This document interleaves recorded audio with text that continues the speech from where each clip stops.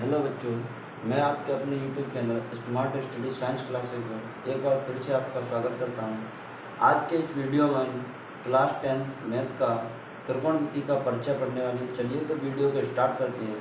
Topic है हमारा त्रिकोणमिति, जिसको इंग्लिश में बोलते हैं हम ट्रिग्नोमेट्री।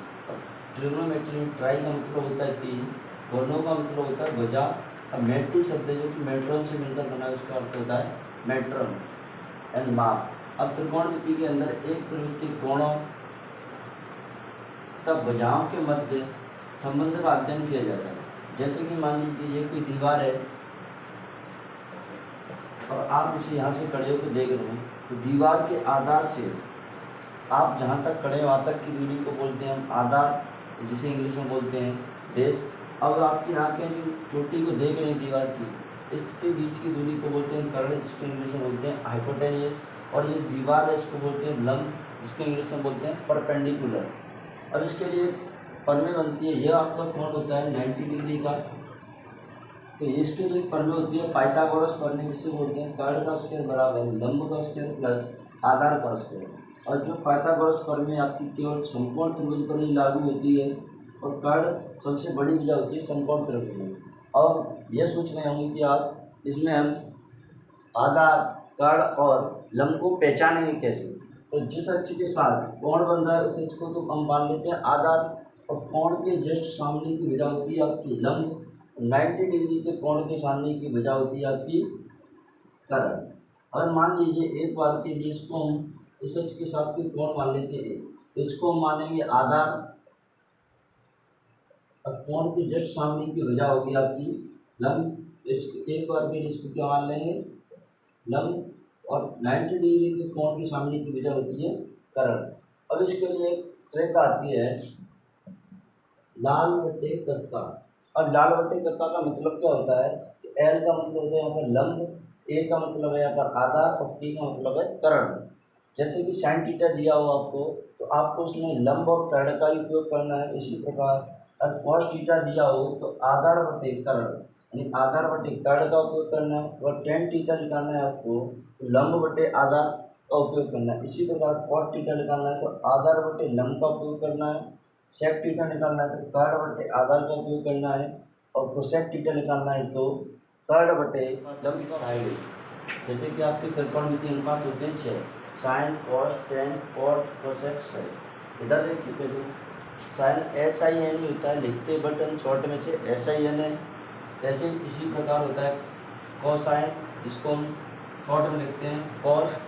तीसरा त्रिकोणमिति अनुपात है आपका टेंजेंट, जिसे शॉर्ट में लिखते हैं टेन।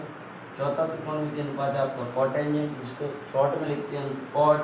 पांचवा त्रिकोणमिति अनुपात है आपका सेकेंड, जिसे शॉर्ट में लिखते हैं सेक।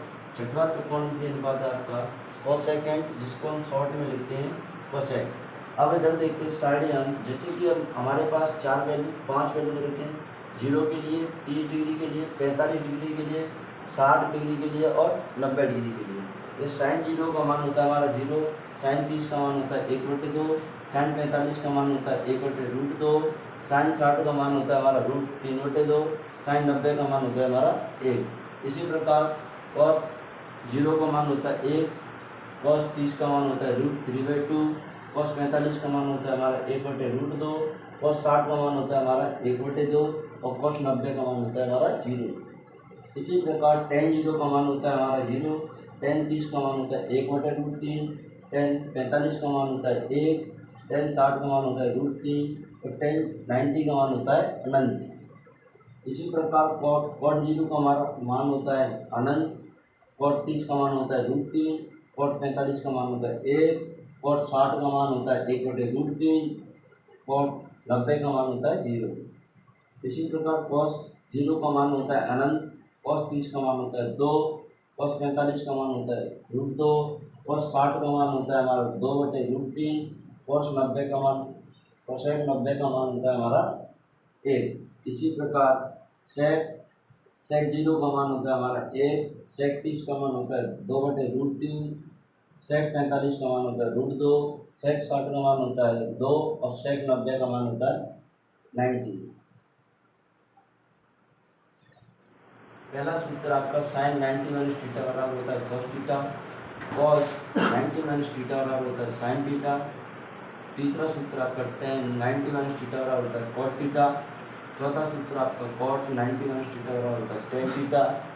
पांचवा सूत्र आपका सेक 90 माइनस थीटा बराबर होता है कोसेक थीटा। छठवां सूत्र आपका कोसेक 90 माइनस थीटा बराबर होता है सेक थीटा। सातवां सूत्र आपका sine square theta plus cos square theta बराबर होता है 1। अब इस सूत्र से हम दो और सूत्र बना सकते हैं, जैसे साइन स्क्वायर थीटा बराबर निकालना चाहे तो हमारा आंसर आएगा 1 माइनस कोस स्क्वायर थीटा, क्योंकि कोस स्क्वायर थीटा को हम उधर ले जाएंगे तो प्लस का कोस स्क्वायर थीटा माइनस का हो जाएगा, तो अगला सूत्र बन जाएगा हमारा साइन स्क्वायर थीटा बराबर 1 माइनस कोस स्क्वायर थीटा। अब इस बार हम कोस स्क्वायर थीटा बराबर निकालें तो साइन स्क्वायर थीटा को इधर ले जाएंगे तो हमारा अगला सूत्र बन जाएगा कोस स्क्वायर थीटा बराबर 1 माइनस साइन स्क्वायर थीटा। अगला सूत्र होता है आपका 1 प्लस टेन स्क्वायर थीटा बराबर सेक स्क्वायर थीटा। इससे भी हम दो सूत्र और बना सकते हैं, जैसे कि हम टेन स्क्वायर थीटा का मान निकालना चाहें तो मान आएगा टेन स्क्वायर थीटा बराबर सेक स्क्वायर थीटा माइनस 1। अब इसी से हम 1 के बराबर निकालना चाहें तो हमारा आएगा 1 बराबर sec square theta minus tan square theta. अगला सूत्र है आपका 1 प्लस कॉट स्क्वायर थीटा बराबर कोसेक स्क्वायर थीटा। इससे भी हम दो सूत्र और बना सकते हैं। पहला है आपका कॉट स्क्वायर थीटा बराबर कोसेक स्क्वायर थीटा माइनस 1, और दूसरा सूत्र है 1 के बराबर आपका cosec square theta minus cot square theta. अगला सूत्र है आपका कि साइन थीटा बराबर 1 बटे कोसेक थीटा। इससे अगला सूत्र आपका सेक कोसेक थीटा बराबर कोस थीटा बराबर 1 बटे सेक थीटा। इससे अगला सूत्र आपका टेन थीटा बराबर 1 बटे कॉट थीटा। यदि इसी के हम विपरीत बनाएं तो अगला सूत्र बनेगा आपका कॉट थीटा बराबर 1 बटे टेन थीटा। इससे अगला सूत्र बनेगा आपका सेक थीटा बराबर 1 बटे कॉस थीटा। इसी से अगला सूत्र बनाएं ये बनेगा आपका कोसेक थीटा बराबर 1 बटे साइन थीटा। अब हम जानते हैं कि टेन थीटा बराबर साइन थीटा बटे कॉस थीटा। कॉस थीटा बराबर बनेगा आपका कॉस थीटा बराबर साइन थीटा। तो ये आपके त्रिकोणमिति के सूत्र जो कि आपको त्रिकोणमिति के प्रश्न करने से पहले याद होने चाहिए। इनके बिना आपकी त्रिकोणमिति अधूरी है, ये नहीं है तो कुछ भी नहीं है त्रिकोणमिति में आपका।